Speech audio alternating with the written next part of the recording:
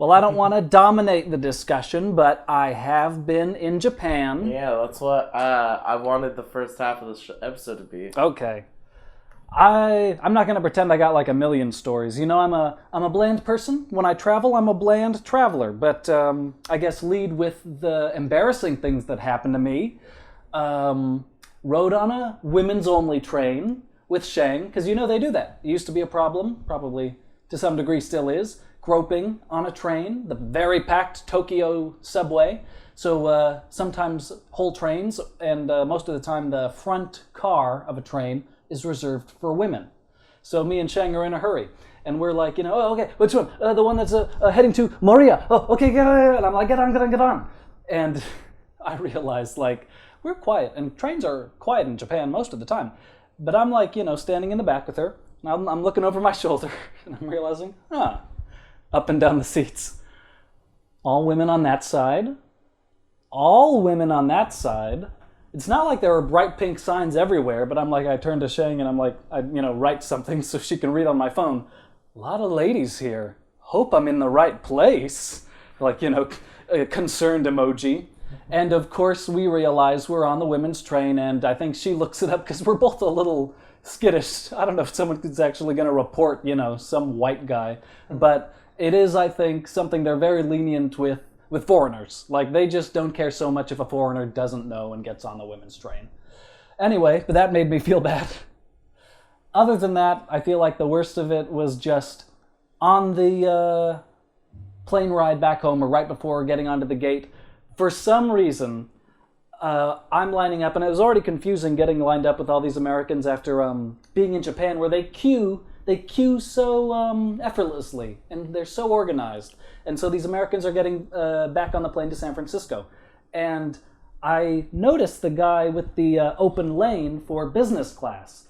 And I'm in premium economy, but for some reason I have a brain fart. So I lean over and I yell to him, business? Or, because he's Japanese, I yell, business? And he goes, hi.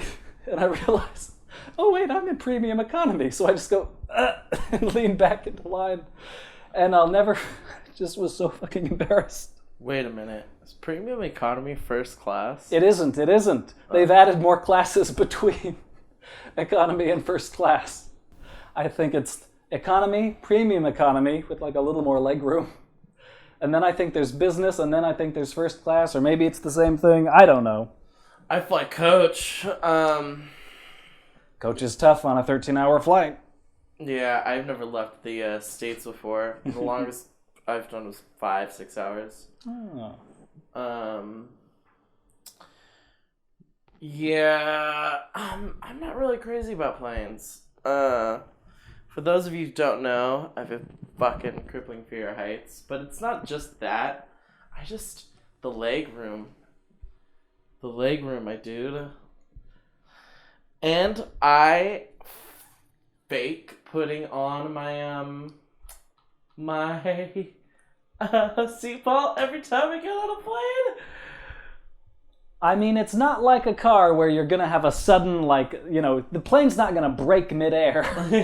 I guess the real issue is if the plane does break midair, what the fuck is a seatbelt going to do for certain death? At the very least, it keeps you from hitting your head, like in Lost, when the guys, like, you know, fly up and hit the top of the plane. But coach, legroom, that's one of the things. Shang kind of insisted that she would not be flying coach this time, because last year we flew coach for 10 hours. Well, yeah. Yeah. I've never flown first class. That'd be pretty cool doing it sometime. I don't know what it's like. I mean, from looking, they've got individual seats, at least on, what did I fly? ANA, JAL, the Japanese airline. They've got, decent TV screens, like my little TV screen over there. Wow. They've got their own TVs and their own seats, and it just seems like you're in a little capsule hotel. I wouldn't mind, but it's exponentially expensive. It's like, if you were to guesstimate, how much do you think first class is? I mean, I bet for a long flight, I bet you're paying $3,000 or more. Yeah, I know. $3,000? Suck my dick, Japan. I know. I wouldn't. grand.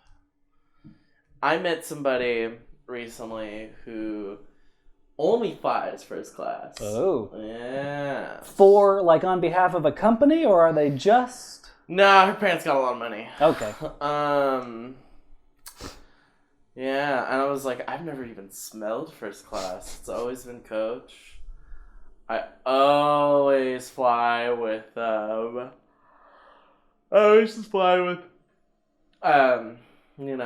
a really old person or a really, really young person, which is fine. I don't really care. But, yeah, like I said, every time I get on a plane, I pretend to put on my seatbelt. No one said anything yet. Virgin Airlines, if you're listening. Gotcha. The stewardess has to just stop one day and narrow her eyes. Sir, did you almost buckle your seatbelt? You think you were gonna fucking fool me? You've got to wear it over your blanket even, They say if you're gonna wear a blanket, you put the blanket on and put the seatbelt over the blanket. That's what they all want now. Well, I don't. The last time I flew was a couple years ago now, so I guess that's a new thing. Well, you could probably still do it halfway and fool somebody. Yeah. Yeah, I don't know. Stewardess, I'm pretty sure stewardess is a dated term? I don't know if steward caught on or if flight attendant. Yeah, that's the proper nomenclature. I know. I remember I got into an argument with somebody. Oh, this is a long time ago. And they're just like, okay, if you want to be a fag and keep on calling them flight attendants, I don't care. But I'm not part of this yuppie generation. I'm like, dude, you're a year younger than I am. Shut up. Yeah, man. I don't know what it is, dude. Fucking, people are stupid. Anyway. Off with this tangent about airplanes. Let's go continue about your Well, first interesting thing that you might care about, we went to Fuji-Q, an amusement park, right near Mount Fuji. You can see it from inside the park. This is great for a visual medium like podcast, but you can see the little mountain in the background. Anyway, Fuji-Q is famous for its 4 big coasters. I don't know if they all break records or anything, but Fujiyama is, or at least was, the tallest coaster in the world. Dododonpa is, I think, the fastest accelerating still. Those are the only 2 that I actually rode. I am not a fan of coasters. I didn't know this about Shank. She can handle them easy. She loves coasters. Yeah. And so I rode those 2 with her, and I could feel it just in my soul.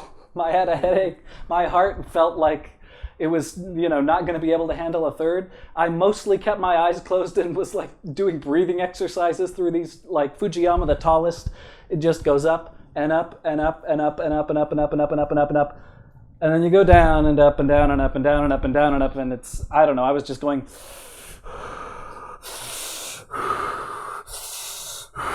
through the whole thing, but I was doing it for her. Oh, well, that's really sweet. I know what you mean. I usually do breathing exercises now when I do blow. So I'm like, am I gonna have a heart attack? I'm not gonna have a heart attack. 1, 2, 3, 1, 2, 3. Wow. I could compare doing blow to being on a roller coaster. Sounds like a song. I feel like that's probably already a song. I don't know why I'm thinking of that song by the Ohio State Players. Huh. Roller coaster of love. Sorry, what? I don't know. Roller coasters, I couldn't stand them as a kid. you want to talk about embarrassing stories. I was so... Because, like, I went... Okay, so I went on, like, I used to... did you ever go to the Oakland Zoo? I don't think Oakland Zoo, I don't know. Oh, well, they have rides there. Nice. But they're like kid rides. Very kid-friendly rides. You're not going to put, like, the most dangerous thing you can think of. So I went on them a few times, and I went on a couple of Santa Cruz rides, and I was like, okay, so I was like, I'm a roller coaster guy. I'm down. Then I went to Disneyland with my parents. Then I went on the Indiana Jones ride. I was closed when I went. Oh. Is it Temple of Doom style? Yeah, with the boulder. Mm-hmm. And I was screaming and crying. Aww. And it was like... And my family still makes fun of me Aww. about it to this day. They're just... They, especially my brother, they don't let things go. If they find something funny... like I said earlier, I have a crippling fear of heights, but I kind of just got over my fear of roller coasters. I don't know. Oh, I know why. I was 17 years old. 18 years old, actually. It was a graduation party. We all went to Six Flags. And as soon as we got in, the memory of Disneyland just popped into my head. And I was freaking out at first, and then I dropped some acid. And there's nothing in this world like getting on a roller coaster while you're tripping on acid. Ever since then, I just have not been afraid of roller coasters. Oh, I could see that. You take mushrooms when you go into the outdoors because it's natural. You take acid on a roller coaster because they're both man-made. Sure. There's a sort of logic to it all. Tim, I think you got to get over your fear of roller coasters by dropping some I feel like when Six Flags. I feel like if riding the tallest coaster in the world doesn't get me over my fear of roller coasters. Yeah, but were you on acid? I guess not. Okay, guess I got to go back. No, just go to Six Flags. Okay. Go look at some volumed up killer whales. Is that how they got Free Willy to do that jump? Volume, dude.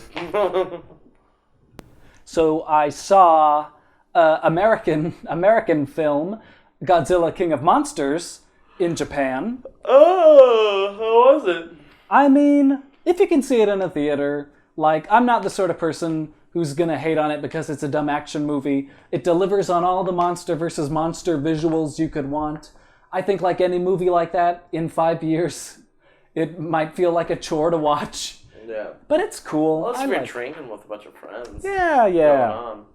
I think that's less awkward to watch than a porn. Yeah.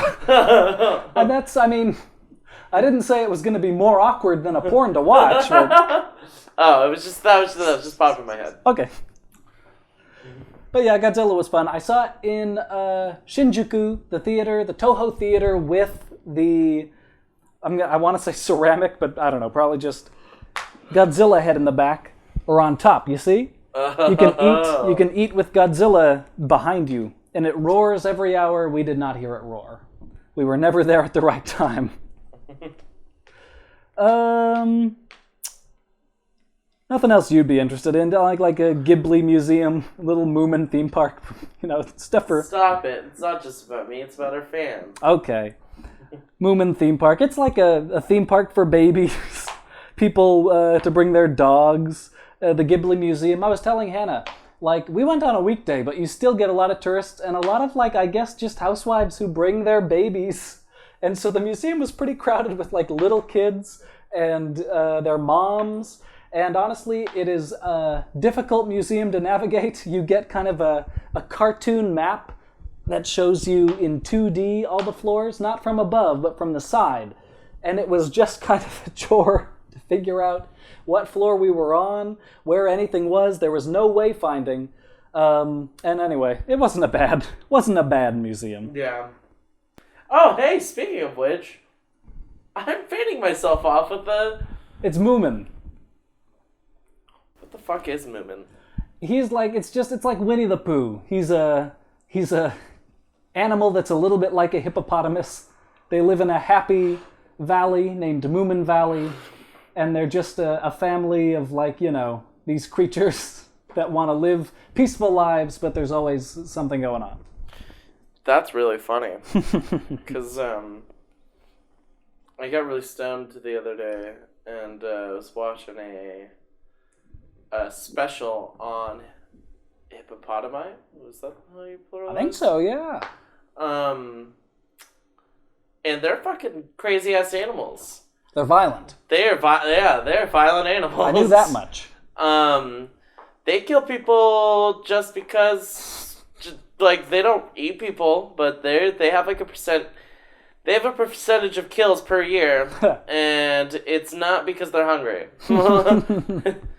It's sure, you know, they might feel threatened, but I don't even think that's like an excuse. I think it's just because you jumped into their pit or you fell into their pit on accident, and you gotta learn your lesson somehow.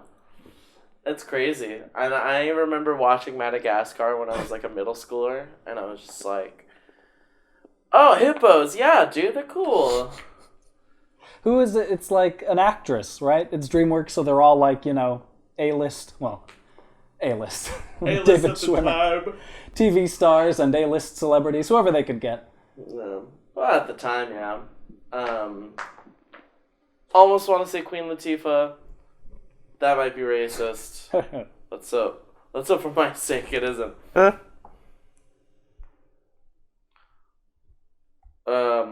Okay. Alright, bear with us, folks. Cast. Madagascar.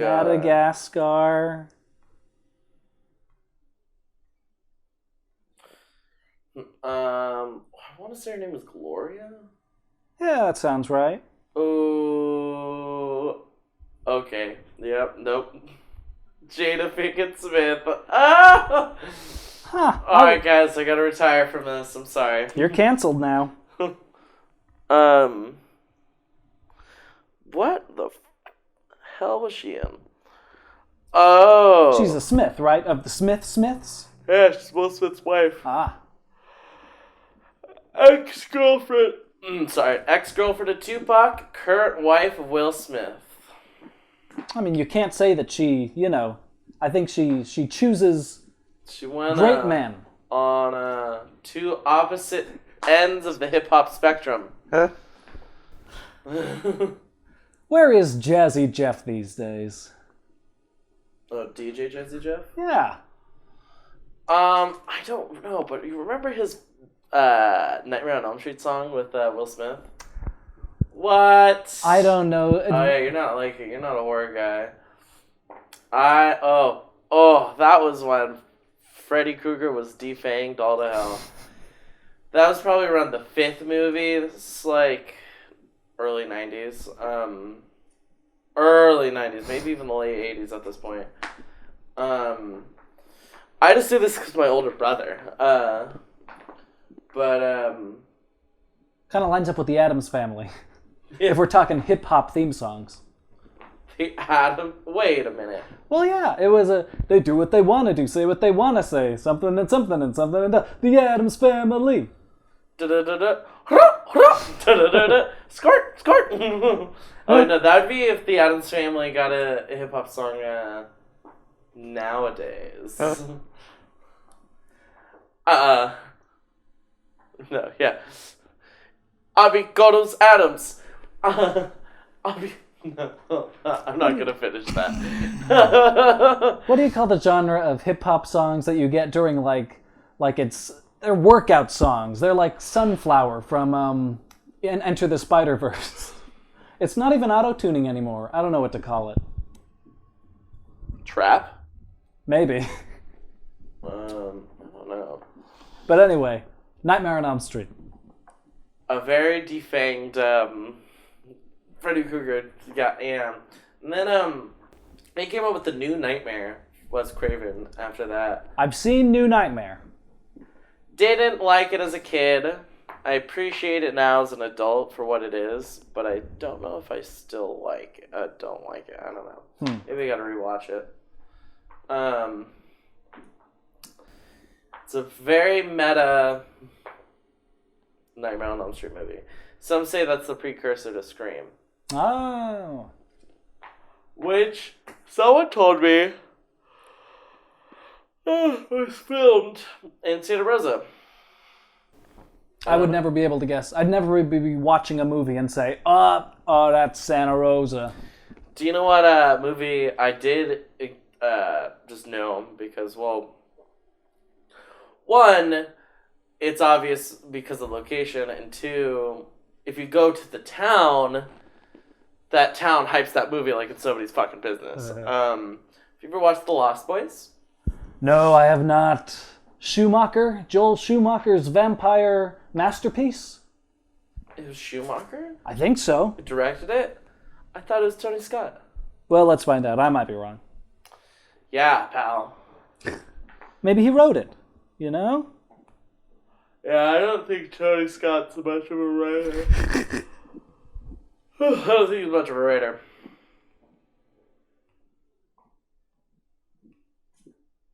Yes, sir. Joel Schumacher.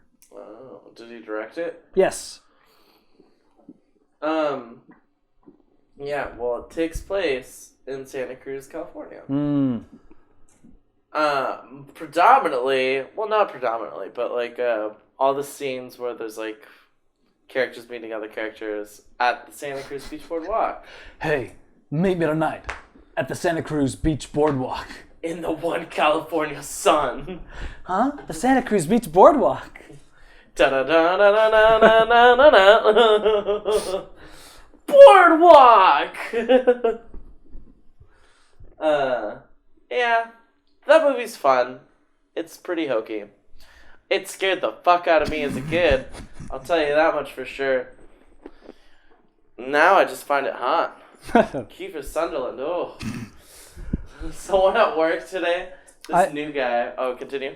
No, it's okay. I just can't see Kiefer Sutherland, maybe because the youngest role I've ever seen him in is like Dark City. He does not strike me as a hottie. Well, he's in The Lost Boys. Okay, I'll have to check it out. You haven't seen Stand By Me?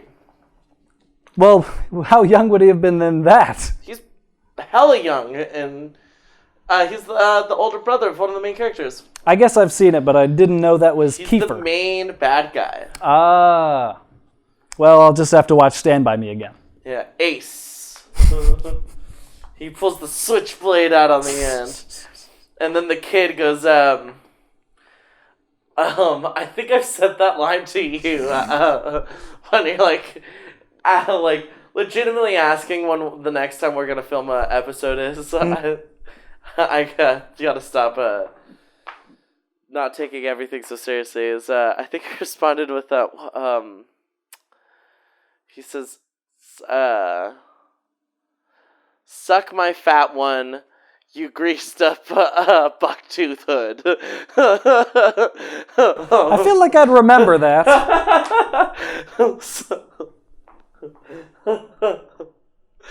Oh man. What a line. Anyway, that about covers Japan for me. Everything else is just, Hedgehog Cafe, riding on a boat. Ooh. It is what it is. I would not want to ride on a boat. It's just a little skiff, like Gilligan's Island style boat ride. Only 10 minutes though. So it was like almost like a ship? Yeah, well, no. It had a covered top. You could sort of walk to the back or, you were just kind of going around the bay. Oh, so you're able to walk on it? Yeah. Okay. Why did I think you were on like a sailboat? Like a paddle boat. Yeah, fuck that. I don't like paddle boats. No. I'd be too afraid of falling off. I think I've paddled in Golden Gate Park once. I fell into Golden Gate Park once. Do tell. I was like 5 years old. Ah. I remember my dad, he bless his soul. He was preoccupied feeding the ducks. And he turned around to notice that his son was missing. I'm just like, where the fuck did he go? I think he realized that I was in the water. Yeah, I think he was like 5 years old, maybe 6. Yeah, my dad. My dad, okay, so back then, like I would say like 5 or so years ago, John McLaren Park, the park near my house, got some funding from the city, and so someone redid the pond near my house, which used to just be a pile of litter, graffiti, used condoms, the usual, empty fifths. Yeah, so they redid it and it looks nice. It looks shitty again now, but because it's the neighborhood. But when they redid it, my dad, he thought it would have been a good idea to buy some turtles from Petco and, some of the younger pet turtles from San Bruno Avenue that you could get. The not legal variety. I'm not sure I follow you. What, to eat? No, you get pet. It's illegal to sell turtles when they're babies. They have to be like fully grown adults. Oh. Yeah, because you get salmonella when they're young. Oh boy. Yeah, you get salmonella from just touching them. Yeah. So yeah, he just got them and set them free in the park, and most of them died. As long as they didn't destroy the ecosystem. Otherwise, you'd be admitting to a crime that I'm not sure the statute of limitations has run out on. 5 years? Yeah, that's probably fine. And so he's talking to, like, someone who works in the park. He goes,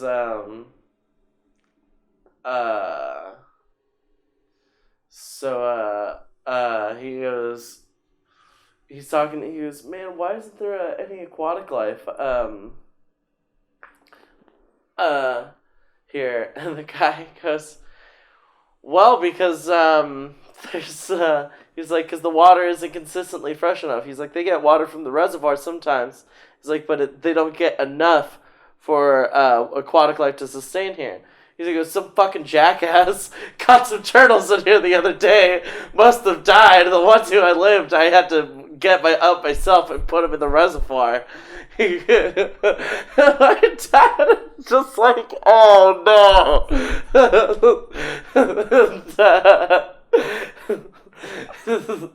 And I was there and I couldn't stop laughing. I felt like I blew my dad's cover by that.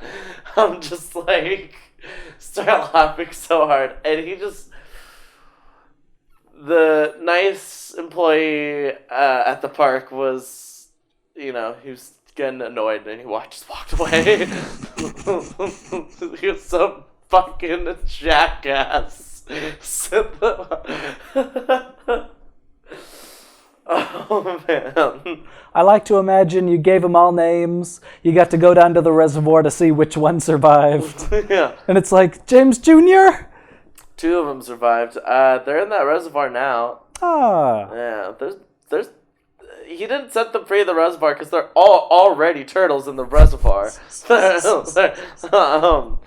There's just none in the pond, and he knows why now, because it's littered with trash. There's not a whole lot of water that comes through there that's like fresh, so a lot of it's just murky. Turtles could survive in that, but not like turtles that are already born in the wild. Turtles that you would buy from the pet store, they're gonna need cleaner areas, I guess. I don't know. I'm no turtle specialist. Sure. But yeah. Oh, man. So nothing else in Japan? I don't know, nothing that you'd find interesting. I'm trying to think. Pretty much all just, cute stuff, museums. We went to a team lab installation. It's all visual. It's not exactly fun to describe, We went into a room full of colored balls, and we had to navigate through, It's hot. It's just, I don't know. There's a room with lights. There's a room, lights and mirrors. There's a room with where you're wading through water and they project, fish on the water. I guess the funny thing is that because there are so many mirrors in this exhibit, they have a special, warning that if you're a schoolgirl, if you wear a dress, you've got to be careful about what you're wearing. So they provide swim trunks. Whoa. And we were on what do you call it? Oh, wait, is it because of the museum or the people in? No, just because there are mirrors on the floor. Oh. And you can tell, with anyone wearing a dress, you're going to be able to see up that dress if you really want to. Oh. And we were on a tour with, school groups. Everywhere we went, there were school groups. Were you wearing Yeah, I was in a dress. And, dude, you go commando. Oh, yes. I'm just glad you didn't wind up on a list after that tour. Well, they won't let me back into the country now. Anyway. Well, I mean, at least not the museum. Mm-hmm. Yeah, I watched some movies while you were gone. I rewatched Death Proof, one of the Grindhouse films. Right. The one that Tarantino wrote. That is not machete somethings. What? No. It's because it's a two-parter, isn't it? It's Machete Kills and... No. Okay. There's... Death Proof is the car movie. Death Proof is the car. Okay. And then there's Planet Terror. Okay. Robert Rodriguez wrote Planet Terror. Oh, there's a commercial for a machete film that doesn't exist. Yeah. Okay, now we're on the same page. There's a commercial for Thanksgiving, which I think exists now, but didn't exist then. All the commercials were fake. Yeah. There's a commercial for a Nicolas Cage feature. Oh yeah, where he's Hitler. No, I think he's Hitler. I think he's some Asian Nazi emperor or something like that. Oh, a Fu Manchu kind of character. Yeah, exactly. Nazi Fu Manchu. There's that. There was for Machete, and then there's some other. I don't know. It doesn't matter. But Death Proof. Interesting movie. Is this our friend Kurt Russell? Kurt, yeah. He's, friend of the show. Yeah. Well, yeah. Kurt is an on-again, off-again friend. We try to get him in for an interview, but he says he's busy making Fox and the Hound 3.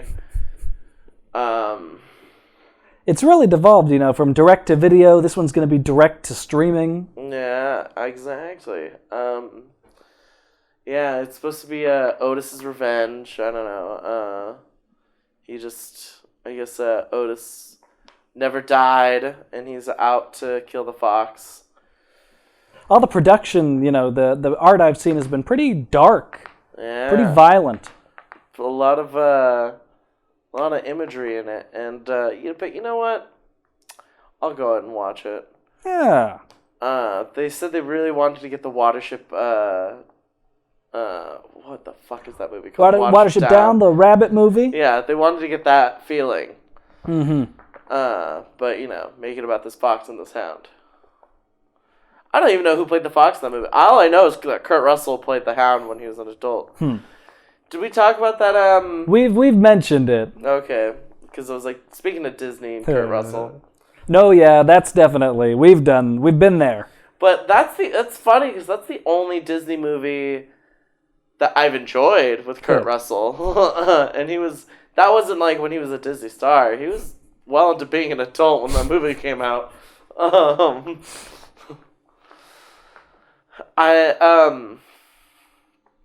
Oh, but yeah, Kurt Russell's in Death Proof. I also watched Happiness because I was watching this list of the most disturbing movies of all time. Let me get this on my. Let me try to get on the same page as you. I don't remember this Happiness movie. It's not disturbing in the conventional sense, but it is disturbing. I'll give them that. Definitely not a happy movie. Mr. Seymour Hoffman, based on Seymour Hoffman, yeah, based on the movie. The cartoon poster. It looks like he's up front. I wouldn't say he's necessarily the main character, but he is a main character. Let me see.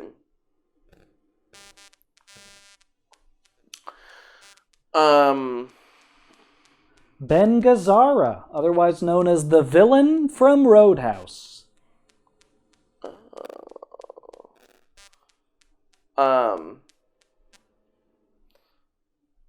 Because there's the movie. Okay, so there's the character in that movie who, I can see why this isn't a fun watch. Oh, John Lovitz is in it! I forgot! Cause this is ladies' night, and the feeling's right. Oh, yes, it's ladies' night. Oh, what a night. You're supposed to finish it. Oh, what a night. Are we doing 4 seasons now? He was, no, that was, well, yeah, but like, wait, what? That's not a 4-season song. Oh, what a night. Isn't that Frankie Valli? No, I was singing, oh, this is ladies' night. Well, I don't know that one. Oh, Otis, Cool in the Gang. Okay. But yeah, the guy, Dylan Baker, who I know from the movie Trick or Treat. Oh, and he's in the Spider-Man movies. The Sam Raimi ones. He would have been a more prevalent character if the movie series didn't get canned after the third one. But he played Dr. Connors. Good old one arm. Yeah. If you play the video games, you'll know that they explore him turning into the lizard in the video games. What else is he in? He's in Happiness. I'll say for anyone who's still on the edge of their seat over this film, it features pedophilia. Oh yeah. It features pedophilia, sex addiction, loneliness, voyeurism, I guess. I don't know.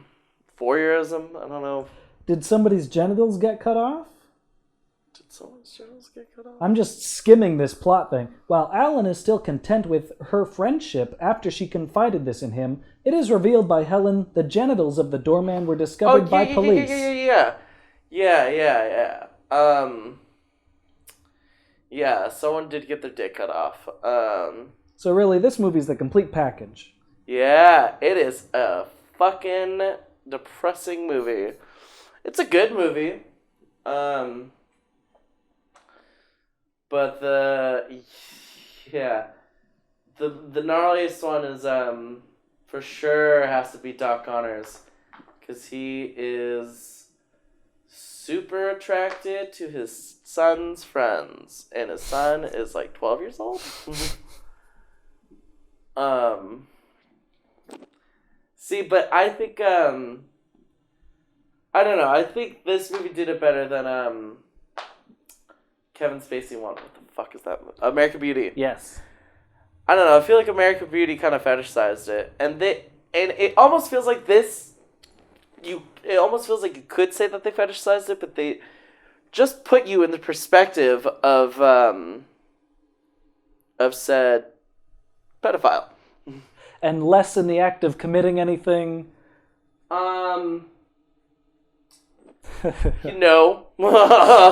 He does, But it's not like a okay, spoiler alert. He roofies his friend, which is to me way less romanticized than like seducing his kid's friend. So I mean, I see what you're saying. It's just it doesn't glorify like any sort of. Yeah, it doesn't glorify having sex with a kid. Both movies have that, but I feel like American Beauty kind of glorifies it to an extent, as opposed to Happiness being it being an act of rape. Yeah, it seems to make that pretty clear. Yeah, they make it pretty clear in that movie that what he did was not in any way, shape, or form good. Yeah, it's a hard movie to take in. It's funny because I just watched a disturbing movie that was very different from it. I was watching. What fucking movie was I watching? Was this one of those French horror? You told me something about. Oh yeah. I was watching High Tension, movie that I really liked as a kid. Very violent. So it's disturbing, I guess, as well, but in a very different way. It's more conventionally disturbing. A lot of blood, a lot of gore. Stupid ending. That's all. So we'll watch High Tension one day, and when we do, I want you to remember in the back of your head that it has a fucking stupid ending. So I go in just thinking, don't get your hopes up. Yeah, don't get your hopes up. And I want you to remember after we watch it, when you say, oh, that ending was pretty dumb, you just remember me, pal. You don't have to come in with the I told you so. Yeah, exactly. Because aside from the ending, it is a good movie. Yeah, it's about this girl who's taking her friend home from college to, like, introduce her parents, and then things go wrong. Okay. Yeah. That's the movie. Okay, one of them's the killer then. Or what, the parents? You gotta watch the movie to find out. Okay.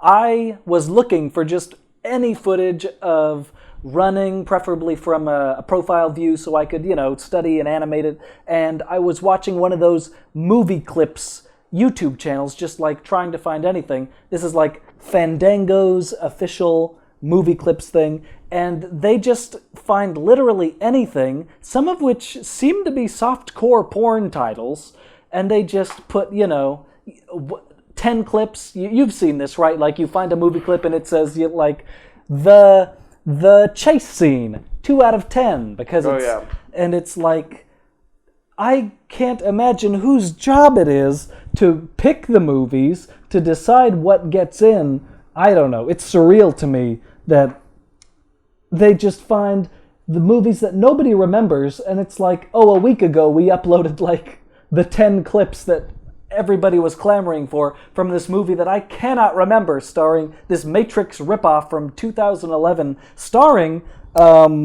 Morpheus, whose name I should know. Lawrence Fishburne? Yeah, Lawrence Fishburne. Like, I just don't know. Oh, Lawrence Fishburne. What was the first Lawrence Fishburne movie you ever watched? I don't know if I could remember anything before The Matrix. What else has he been in? Boys in the Motherfucking Hood? Probably not. I don't think I've seen it. What? I haven't seen Boys in the Hood. I haven't was seen 8 when I watched Boys in the Hood. Haven't seen Heat. I'm not good about this sort of thing. Oh, I mean, not Heat. Juice? Not Heat. I was about to say. The one where it's a hot day. Do the right thing? Yes. We were just talking about that at work. Russell, I could see that because it is in fact a hot day right now. Yeah, Russell was like, so why don't you got any Filipino photos of Filipinos on the wall? That's they go to the pizzeria and he goes, why do you got any brothers on the wall? In the first high definition release of that movie, someone color graded it so it wasn't so orange. Just like the point of the movie. Oh man, that's funny. Yeah, because it's filmed on a hot ass day. Mm-hmm. And that's just what the whole movie is about. A hot ass day, it's like about a human emotion, about people just getting pissed off, and like things like racism coming out. Well, you can find racism 365 days out of the year, but it was racism, heat stroke addiction. Mm-hmm. I was telling him if we were gonna do a parody of that movie, I would want to be Radio Raheem. He's just the character Raheem just has his radio. It's always playing Public Enemy. You gotta fight the powers that be. The Boondocks parodied that movie in an episode. Would that have been a later one? I stopped when Aaron McGrudger left. I mean, I heard it did okay afterward. No, I don't think so. Because I gotta say, a lot of the movie parodies I feel like came from his era of Boondocks. I remember they did a parody of 28 Weeks Later. I remember that, the chicken flu. Oh, speaking of which, that was one of the movies I watched. I rewatched 28 Days Later. What a film! I could see why if someone were to watch it nowadays, I could see why one wouldn't get into it, because there's a lot of tropes that are now in zombie movies that came to be in Earth 28 Days Later. Do they call them zombies? Is it one of those movies where you're not allowed to say zombie? Well, they don't really... Okay, so they are zombies. They don't call them zombies. Okay. They're infected. As long as they don't... I mean, I know this is old hat, but you know how it is where they're not zombies, they're walkers. They're not zombies, they're freakers. Well, yeah, but... Okay, so the difference between 28 Days Later and walkers.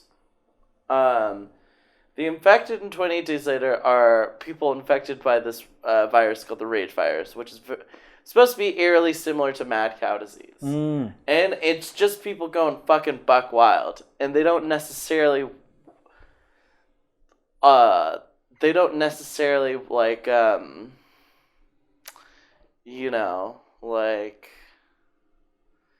don't crave blood, they don't rot. Yeah. They do rot. Oh. Because they die. Because they're people. They're people who are infected. It's sort of a necrosis. Yeah, they die of so they're like people. They die of like dehydration and like starvation. But yeah, they just also fucking kill people. What I do like about the 28 Days Later zombies is that once you're infected, you pretty much turn into a zombie within like 30 seconds. No unnecessary, he's turned. You gotta put a bullet in me. Yeah. I'm not gonna be your friend tomorrow morning. Yeah. And it's a very British film. Oh, and there's full frontal nudity. Well, now I can watch it. And I'm showing you silently to remind me to talk about this. I don't even... And that's why I'll talk about it. It'll be fresh to you. Alright. I was about to say, I don't even remember. Okay, so I'm gonna break kayfabe for a second. Tim just wrote a sign that said, "Remind me the crossed." Just to like tell me to talk about it. Oh, yeah. What is the crossed?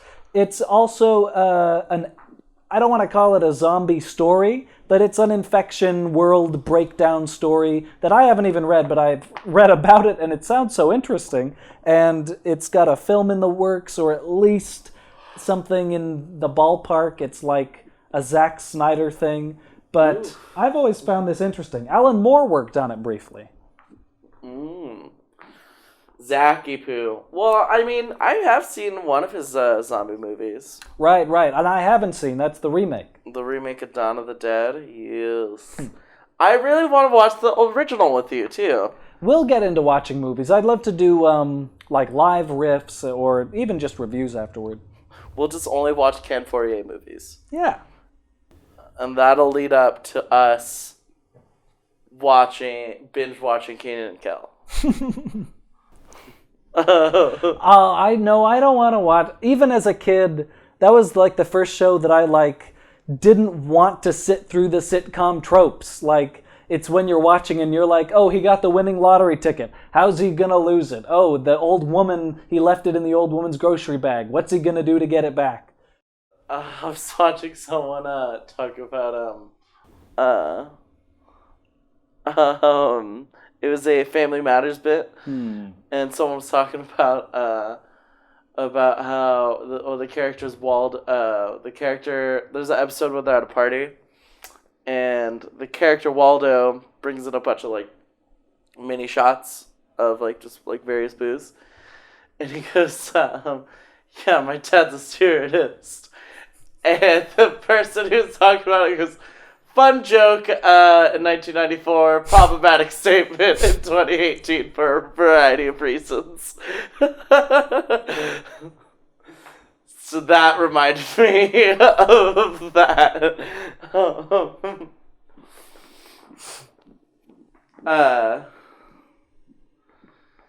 Yeah, did you ever watch Family Matters? No. I don't think so. Oh, the first season was pretty good. But the first season's very different than the rest of the show. It's before they introduce Urkel. Yes. Urkel was in the show, but he wasn't nearly a main character. Like, he wasn't like, I think he just propped up in like a variety of like episodes for like one-off bits in the first season. He didn't turn into a main character until after the first season. I don't know. It was supposed to be like a blue-collar version of the Cosby Show. But yeah, I still liked it. I'm a sucker for sitcoms. There, I said it. Hey, I like Seinfeld. I like Seinfeld. That's it. End of statement. You never liked Drake and Josh, or let's think of a live that action 70 show. I don't know. I mean, it's okay, you know. Hanging out. No. Throws the pillow. I mean, I get. I liked Red, you know. I mean, it can be funny. It's just not my go-to thing. I like the post-Arrested Development comedy stuff. 30 Rock. Okay, pal. What is your favorite comedy? Like, what's your favorite when it comes to comedies? Like, what are some shows that tickle your fancy? Well, you know how much I'll go to bat for Xavier Renegade Angel. I know. It's just because I like these shows that work so hard to deliver something so specific. I admire that about Xavier. And it's an experiment in non-stop dialogue. It is, I don't know, I just admire that. I like 30 Rock. After I like 30 Rock. 30 Rock can make me laugh, I think, because it's meta. I like when I think what's his name, Jack McBrayer. He's good. They give him something that made me laugh harder than anything else. He's just telling his thing. He's like, the peppy page, and he's like, well, the whole thing is exposition in like the first 3 minutes of the show, and he's saying that this has changed, and that this has changed, and Liz Lemon is doing this, and Tracy's doing this, and he breathes in and says, and for my 7th point, and I don't know, that just got me. I like my first taste of Jack McBrayer was Talladega Nights. I could see that. He was one of the pit guys. Did you ever watch that movie? I have not. The Venn diagram of things we've watched, I know. I feel like it meets just on the edges. I know. I have a weird taste. And I feel like, I don't know who has the weirder taste in TV show and movies. Because I watch a lot of horror. Yeah, Like, exactly. A lot of horror. I could go over my... See, but I don't want to turn into that... I don't want to get sued by those people from Dead Meat. They they cover horror way better than I ever could. Because I was rewatching some horror movies, and I was like, I could really talk about this on the show. And then the next day I listened to some Dead Meat, and I was like, you know what? I'll just leave it to them, the professionals. They're way better. You can still use it though. We'll find because you've got someone here. You've got a blank slate to work with. Oh yeah, that's true. Maybe we could our movies. It could be like our video games. You pick a movie, I pick a movie. You pick a movie, I pick a movie. Yeah. As far as video games though go, I really want to play the original Resident Evil 2 with you. Yeah, it can be done. I feel, well... However... Yes? If we do... You know how Resident Evil 1, we just played Jill's storyline? Mm-hmm. We can't do that in Resident Evil 2. It's 2 stories. There's 2 stories. And I've talked to you about it, right? It's like, Capcom, they put some solid money into that game. We can't, if we just play the remake, then I guess we could just play the one story.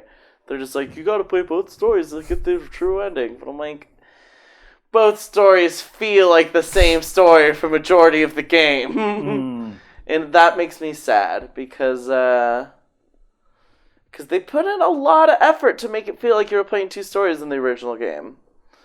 With taking a lot of shortcuts because they didn't have that high of a budget. But yeah. That was probably the peak for people trying to, deliver on long games. Yeah. Well, 98? Yeah.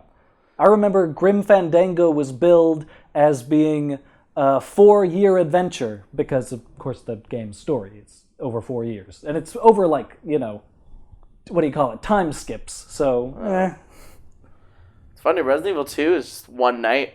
One night that's... I remember they tried to, push it as, more of, a horrific, experience because it's not confined to just the mansion. Mm-hmm. You know how in 1, we went to, other places, but most of that game fucking took place in that mansion. Mm-hmm. Resident Evil 2, most of the game takes place on PlayStation, but I guess they did add more.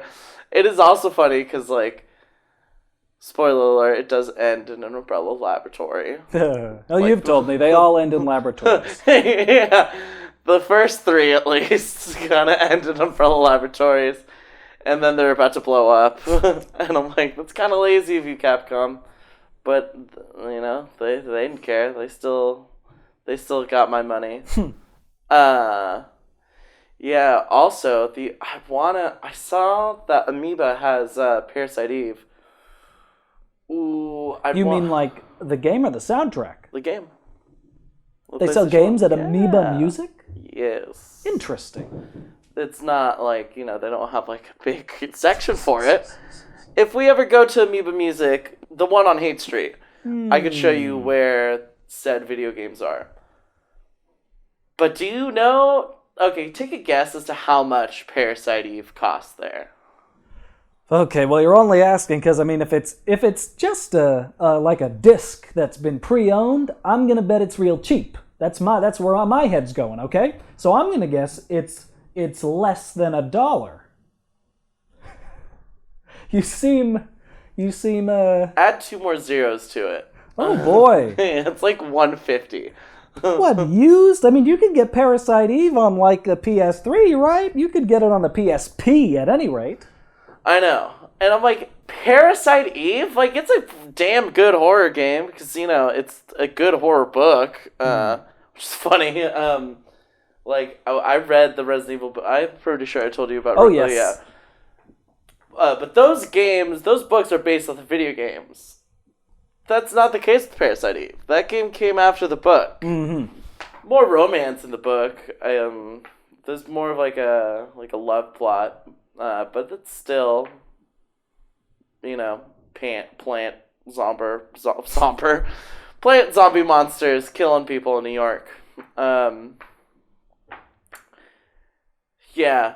And it feels like a really good blend between like RPG and horror game. Especially with the fighting in it. It really feels like an RPG. Because it's turn-based. Oh. Yeah, it's a turn-based fighting game. Turn-based horror game. Which, I know what you're thinking. Doesn't that take away some of the horror elements if it's turn-based? I guess. But with the overall plot, I don't know. The second one... People shit on the second one a lot. And the second one's fun.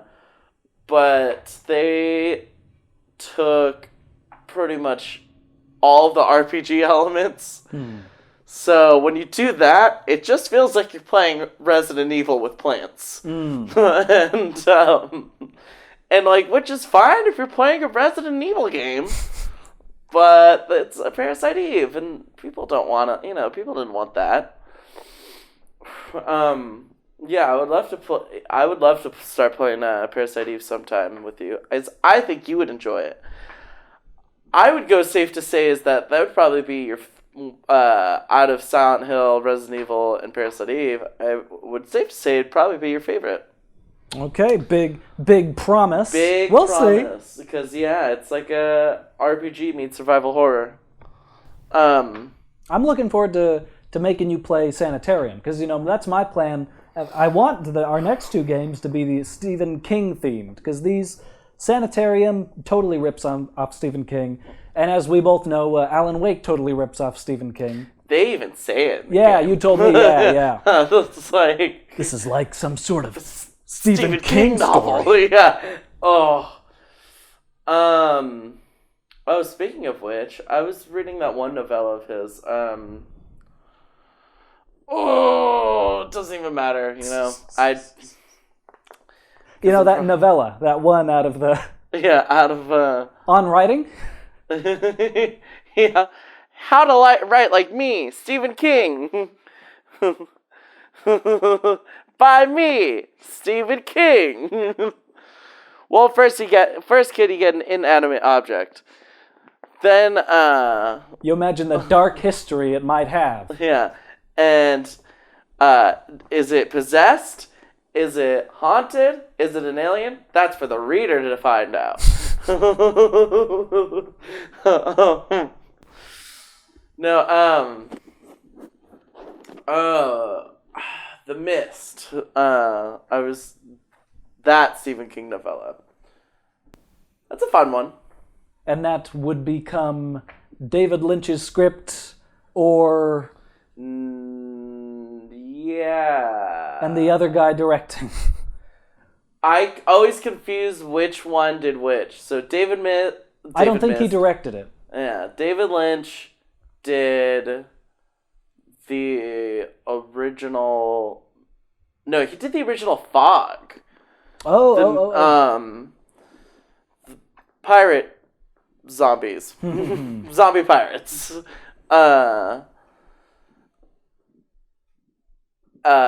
And then, because I know he did one, and then I know, John Carpenter did one as well. That's who I was trying to think of. John Carpenter did,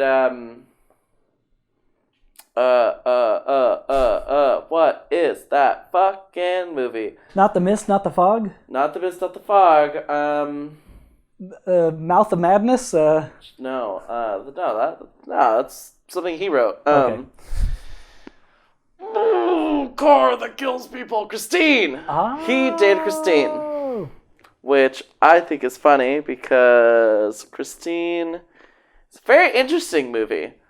It's a little hard to take seriously, and not the only Stephen King book about people getting killed by a car. I couldn't get like halfway through Maximum Overdrive. That's when everything kills everybody. Yeah.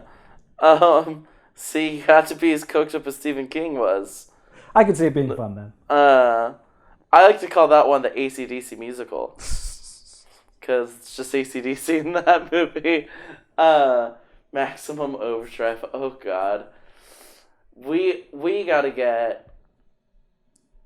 have some drinks, and we gotta watch the direct-to-DVD Shining. In the 90s, the one that Stephen King had more. Yeah, one that Stephen King directed. Yes. Stephen King directed movies are 9 times out of 10 not gonna be good movies. People see that for the first time. Directed by Stephen King. Oh. Yeah. Not a good director. Really good writer. Not a good film director. I loved how he had the cojones to say that Stanley Kubrick did a fucking terrible job making The Shining. One of, like, the most well-regarded horror movies of all time. It wasn't his Shining. Hashtag not my Shining. Yeah, well, I mean, he did write the book. Speaking of which, though, I heard that there's going to be a sequel being made. Well, I will buy anything, anything can happen. Well, because there's a sequel to the book, The Shining. And I haven't read it, but I heard it is a scarier book than the first, but I heard, his scariest book is Pet Sematary, which I could believe. I've read a good chunk of it. It's sad. More sad than the movie. There's gotta be scarier Stephen King books. It? I feel like maybe that's in the running. I feel like he's written oppressive, He's written some, it's a gnarly-ass book. Because in the book, there's the infamous part where... Never mind. I know in the books, the kids have to have sex or something to save the day. Yeah, I was about to say, there's going to be more blunt about it. I was going to say that... But so never mind. I was going to make a joke there. But I didn't want to cross the line. Speaking of crossing a line... It's okay. We can come back to it later. No, let's get back to the cross. I thought we were done with it. Well, let's end on it, I think. We can go get a drink after this. Yeah. I just wanted to talk about the cross when you were talking about 28 Days Later. The idea behind The Crossed, which I guess was a comic series by Garth Ennis, he does I don't know, I think he does edgy stuff. The crossed, people who are infected with this thing have their sense of inhibition removed, and they all want to do violent things. They want to live out their worst thoughts. That's the idea behind the crossed. People don't become zombies, they become uninhibited monsters. And it always sounded like an interesting series, and it got connected to a movie that I think Zack Snyder's working on because he made some off-color, unnecessary comment about how, we were working on this movie and in one of our drafts, so I shouldn't say it, but one of the zombies rapes a woman and they have a baby. And people were like, I don't think anybody wanted that. But I've read some of these comics. I want to read Alan Moore's take on it. He writes like this his take on it is 100 years after the fact. He has a sort of Christ-like figure among the crossed, a former serial killer who lays out a grand design for his people where they cull and let humanity grow in waves. They have this long con where they let humanity grow up over 100 years, and then they wash over it like a wave of destruction, murdering, raping, killing, and recede so that humanity may grow again. Which always sounded like an interesting plot. Yeah. It's a fun one. On that note, though, we'll call it for this week. Yeah. Is there anything else I wanted to get by before, yeah. Oh, yeah. Oh. Woof. I'm just looking at some of this crossed, album, cover art. Let's have a look-see. Okay. I I assume they have to put it in a little black bag. Probably. Who knows? Those people are savages. Yeah, Stephen King books. You know, I gotta say, the one that stuck out to me the most, surprisingly enough, isn't really a horror book. The Green Mile. Okay. It was a very sad book.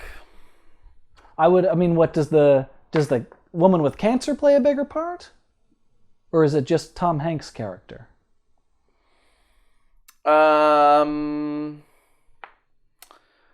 Yes, but also what's his name? Michael Darkin Clunk's character. Michael Darkin Clunk. Now that's a band name. Michael Clark Duncan. I'm not even drunk. I just have a speech impediment. Oh no. Michael Clark Duncan's character. Yeah, it's just a sad book. It's good though. Yeah, I want to get back to you on horror Stephen King books. Let's see who reads the audiobook for The Green Mile. If it's not Michael Clark Duncan, I'm going to be disappointed. Michael, wait, what did I call him? Michael Dark Clunton. Michael Dark Clunton. That wasn't even intentional. All right, you're good to call it? Yeah. Let's do it. It is not narrated by Michael Clark Duncan, so I say good day. Good night, everybody. Good night.